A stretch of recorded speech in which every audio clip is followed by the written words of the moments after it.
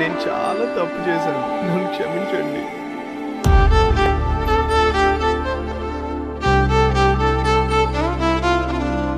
అన్నయ్య, నాకు giant wheel ఎక్కాలనుంది.